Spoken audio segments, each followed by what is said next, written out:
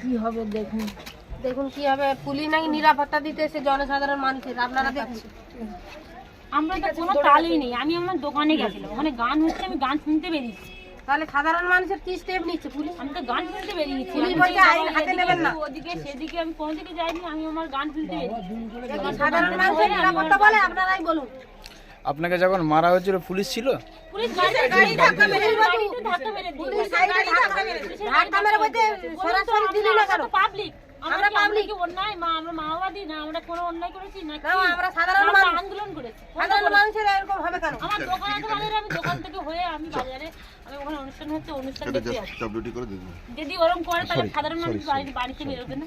সাধারণ মানুষ বাড়িতে বেরোবে না, পুলিশ নিরাপত্তা দিচ্ছে, আপনারা আইন হাতে নেবেন না। ডাক্তার দেখাতে নিয়ে যায়নি, রিপাবলিক বাংলা আমাকে ডাক্তারখানায় নিয়ে গেল কেন? আচ্ছা, কালকের আপনাদের বিধায়ক এসেছিলেন সন্দেশখালীতে, আপনাদের এখানে আসেনি? না আসেনি আসেনি এখানে?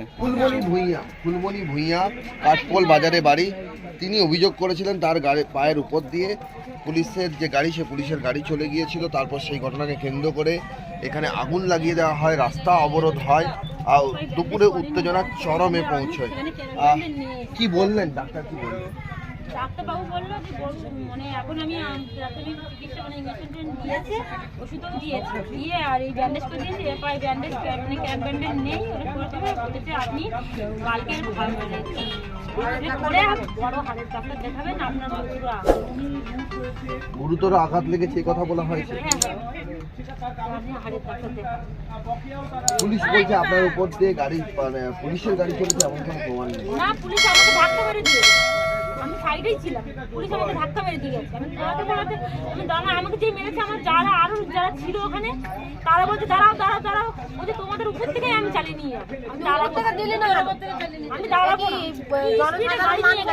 দোকানদার বলুক, আপনারাই বলুন জনসাধারণ গেছে কি না কথা বলে। গাড়ি এক্সরে হয়েছে? না, এক্সরে হয়নি, ওখানে তো প্রাথমিক চিকিৎসা এমনি ছোট বেসরকারি হাসপাতাল না, এক্সরে নেই। কাল সকালে এক্সরে করতে বলেছে, বলে পরে দেখাতে হবে। ওনারা আশঙ্কা করছেন চোখ তুলে। আপনারা এখন কেমন, শরীর কেমন? আমার এখন ইঞ্জেকশন দিয়ে একটু যন্ত্রণা কমেছে, কিন্তু শরীর ব্যথা আছে, এখন আমি পা ছাপাতে পারছি না, টান ধরেছে, এই লিগামেন্ট টেন্ডন মনে হয় লেগেছে, কিন্তু এইখানটা আমার মনে হচ্ছে হাতটার চিটচিট খেয়ে গেছে খুব। আজের ঘটনায় কি বলবেন? আজের ঘটনা আমি কি বলবো বলো তো? আপনাদের বলুন তো, আমরা কি বলবো? সাধারণ মানুষ হয়ে যদি আমি এরকম মার খেয়ে যাই, রাস্তাঘাটে তাহলে আমরা সাধারণ মানুষ কি করবো? রাস্তাঘাটে পারবো না। আমরা কোনোদিন আন্দোলন করেছি না, কোনোদিন কাউকে কুবাক্য বলেছি? কেউ বলুক তো, এই গ্রামে বলেছে যে অমুক লোকের কেউ যদি কুবাক্য বলেছে আমাদের সাথে বা আমাদের সঙ্গে এন্ট্রি করেছে, কেউ বলুক।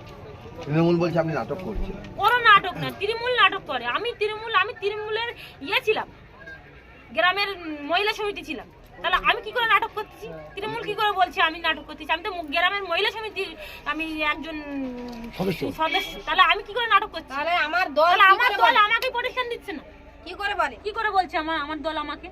আপনি তৃণমূল করেন? আমি তৃণমূল করি, আমাদের এখানে সবাই তৃণমূল করে, কেউ আমরা অন্য পার্টি করি না। আমরা সব দাদার পার্টি করি, দিদির পার্টি করি। এখানে আমাদের সাজান দা আছে, এখানে আমাদের দিদি আছে, মমতা দিদি, সেখানে আমাদের ওই 1200 টাকা দিচ্ছে, ঠ্যাং ভেঙে দিয়ে চলে যাচ্ছে। 1200 টাকা দিচ্ছে, ঠ্যাং ভেঙে দিয়ে যাচ্ছে। কোনো তো কাজেই দেয় না আমাদের, আমরা পড়াশোনা করে তো বেকারই পড়ে আছি, কোনো তো কাজেই দেয় না, কিন্তু বদলে আমাদের ঠ্যাং ভেঙে দিয়ে যাচ্ছে পাবলিক হাঁটার সময়। যে ঘটনা ঘটেছে সেই ঘটনা অনভিপ্রেত, এমনটাই বলছেন ফুলমণি ভূঁইয়া। বলছেন